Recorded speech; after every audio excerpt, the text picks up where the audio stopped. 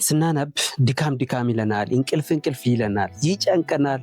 ያነበብነው ነገር ያጠናነው ነገር ይጠፋብናል፣ አናስታውሰውም። ፎከስ ሆነን ማጥናት አንችልም። ረጅም ጊዜ ቆይተን ማንበብ አንችልም። ሁሉም ቴክኒክ ማለት ስማርት ስቱደንት ወይም ትምህርት የሚችሉ ተማሪዎች የሚጠቀሙት ቴክኒክ እየተጠቀማችሁት ነው እንበል።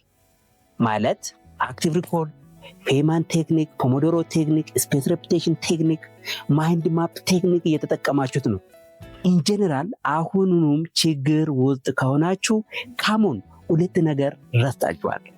ማንም የማይነግራችሁ ማንም ሰው ያውቃል ብሎ የሚተውት ስማርት ስቱደንት የሚጠቀሙትና ሰክሰስፉል የሆኑበት የኛም ዳይሬክትሊ እየተጠቀምን ነው።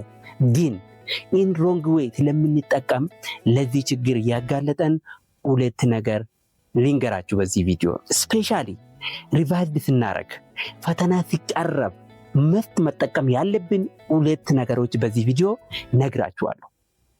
አት ዘ ኢንድ ኦፍ ዚስ ቪዲዮ ባለሙያ ምን ይላል ቲፕ ሰጣችኋለሁ። እዚህ ችግር ውስጥ ከሆናችሁ ቪዲዮን እስከ መጨረሻ እዩት ማለት ፈልጋለሁ።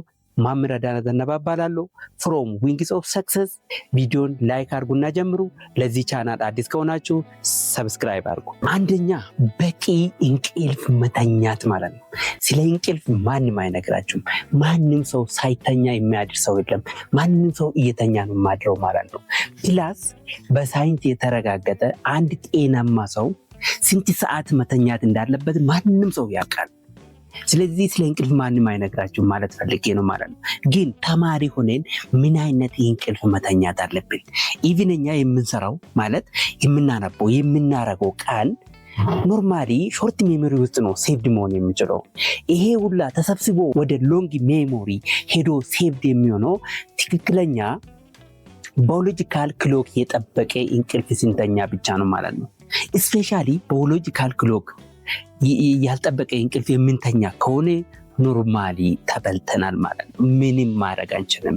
ለዚህ ችግር የሚያጋልጠን አንዱ ይሄ ነው ማለት ነው። ማለት ኖርማሊ የምንተኛበትና የምነሳበት መውሰን አለበት።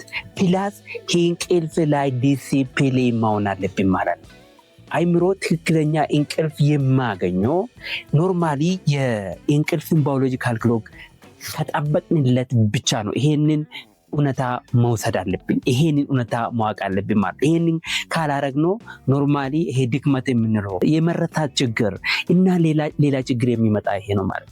ዝም ብለን አንድ ቀን 1 ሰዓት እንተኛለን፣ አንድ ቀን 2 ሰዓት እንተኛለን፣ አንድ ቀን 4 ሰዓት እንተኛለን፣ የፈለግነው ሰዓት እንተኛለን፣ የፈለግነው ሰዓት ላይ እንነሳለን።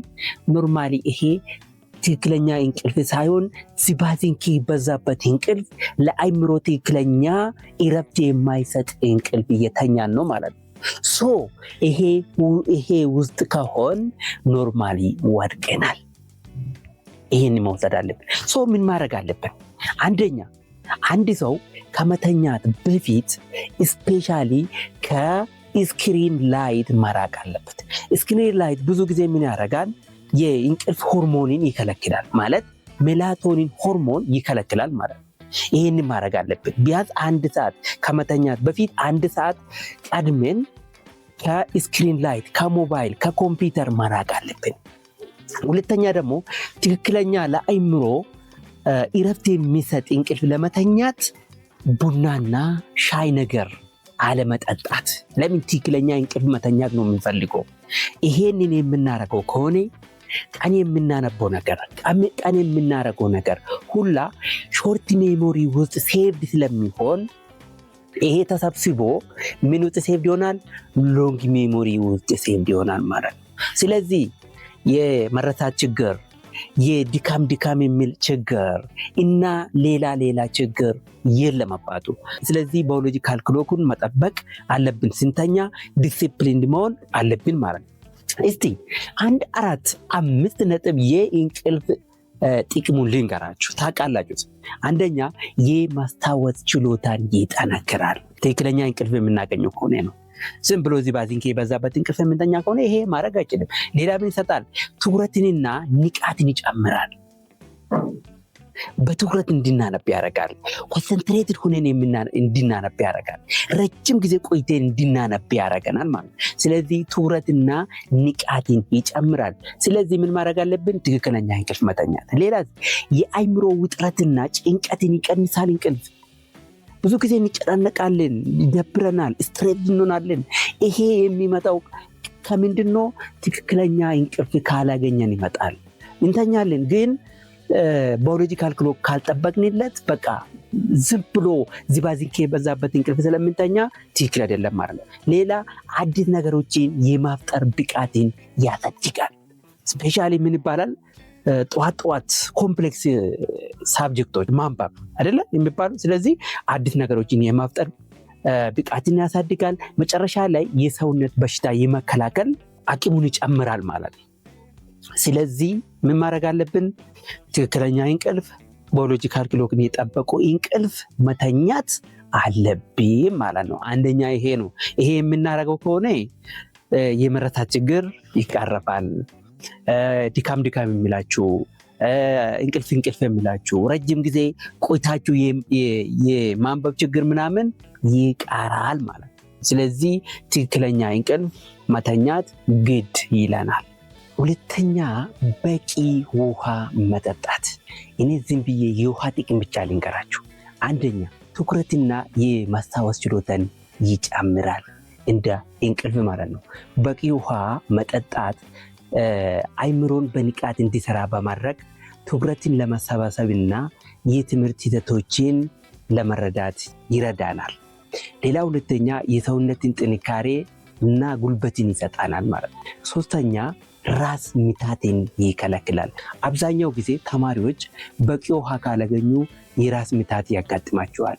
ይሄ ደግሞ ትምህርታቸው ላይ ተጽዕኖ ስለሚፈጥር ውሃ መጠጣት ይሄንን ችግር ይከለክላል ማለት ነው።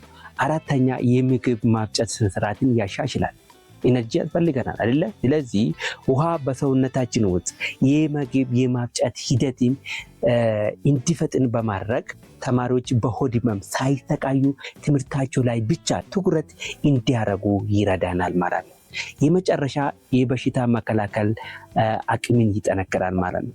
ማለት ውሃ ከሰውነታችን ውስጥ መርዛማ ነገሮችን በማስወገድ በሽታ የመከላከል አቅምን ይገነባል። ኦኬ ተማሪዎች፣ እሺ አሁን ደግሞ እስቲ ጎግል ጄሚናይ እንጠይቃትና ይሄንን ችግር እንዴት መፍታት እንደምንችል ትነግራለች።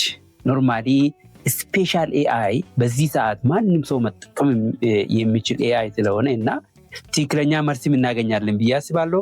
አብሬን ጠይቅና አብሬን መልስ ዱሪንግ ስቴዲንግ ወይም ደግሞ ሲያጠኑት ማለት ነው። ትክክለኛ እንቅልፍ ወይም ደግሞ በቂ እንቅልፍ ካላገኙ ማለት ባዮሎጂካል ክሎክ የጠበቀ እንቅልፍ ካላገኙ ምንድን ነው የሚያጋጥማቸው? እስቲ አንድ 5 ነጥብ አንሺውና ሚከሪን እስቲ።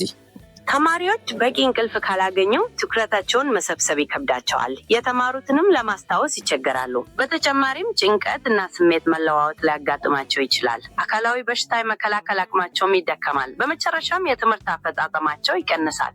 ስለዚህ ተማሪዎች ጤናማ እንቅልፍ ሰዓት እንዲኖራቸው መምከር አስፈላጊ ነው። አዲሽናሊ ደግሞ ውሃ መጠጣት እስቲ ምንድን ነው ጥቅሙ ለተማሪዎች? ውሃ መጠጣት ለተማሪዎች በጣም አስፈላጊ ነው። በቂ ውሃ መጠጣት የአእምሮን አፈጻጸም ያሻሽላል፣ ትኩረትን ለመሰብሰብ እና መረጃን በተሻለ ሁኔታ ለማስታወስ ይረዳል። እንዲሁም ድካምን በመቀነስ ጉልበት ይሰጣል። በተጨማሪም በቂ መጠን ያለው ውሃ መጠጣት ራስ ምታትን እና ብስጭትን በመከላከል ለአንድ ተማሪ የተረጋጋ የመማሪያ ሁኔታ እንዲኖረው ያደርጋል። እስኪ በአጠቃላይ የውሃ ሚዛንን ለመጠበቅ በቀን ምን ያህል ውሃ መጠጣት እንዳለብን ያውቃሉ? አናውቅም። እስቲ ንገሪኝ አንቺ። በአጠቃላይ በቀን ቢያንስ ከ8 እስከ 10 ብርጭቆ ውሃ መጠጣት ይመረጣል። ይሁን እንጂ የሚፈለገው የውሃ መጠን እንደ ግለሰቡ ክብደት፣ የአካል ብቃት እንቅስቃሴ እንደ የአየር ሁኔታ በየቀኑ ሊለያይ ይችላል። ዋናው ቁም ነገር ሰውነትዎን ማዳመጥ እና ሲጠማዎት ውሃ መጠጣት ነው። ተማሪዎች አሁን ባዮሎጂካል ክሎክ ጠብቆ ካልተኙ ምንድን ነው የሚያጋጥማቸው? እስቲ ትክክለኛ ነገር ማለት ነው። ስፔሻሊ ብዙ ጊዜ የሚመከረው ምንድነው? አንድ ጤናማ ሰው በየቀኑ ከ7 እስከ 8 ሰዓት መተኛት ይባላል። ኖርማሊ ግን እነሱ ይተኛሉ፣ ግን ባዮሎጂካል ክሎክ አይጠብቁም እና ምን አይነት ችግር ያመጣል? የሰውነት ባዮሎጂካል ክሎክ አለመጠበቅ 7 ወይም 8 ሰዓት ቢተኝም ከፍተኛ ችግር ያስከትላል። ይህም የሆነው የሰውነታችን የተፈጥሮ ውደት ከተዛባ ሆርሞኖች በተለይም ለመተኛት የሚረዳው ሜላቶኒን እና ንቁ ለመሆን የሚረዳው ኮርቲሶል በአግባቡ ስለማይመረቱ ነው። በዚህ ምክንያት የቀን ጥንካሬዎቻችን በትኩረት የመከታተል አቅማችን ይዳክማል። የረጅም ጊዜ ጤናም ለውፍረት፣ ለስኳር በሽታ እና ለልብ ህመም የመጋለጥ እድሉን ይጨምራል። ስለዚህ ሰዓቱን አክብሮ መተኛት በጣም አስፈላጊ ነው ብዬ እመክራለሁ። ብዙ ተማሪዎች ካጠናን በኋላ ይጠፋብናል፣ አናስታውስም፣ እንጨናነቃለን፣ ረጅም ጊዜ ቆይተን ማንበብ አንችልም እያሉ ነው። እና እኔ ተጠይቃቸው ደግሞ እንቅልፍ ባዮሎጂካል ክሎክ እየጠበቁ አይደለም የሚተኙት።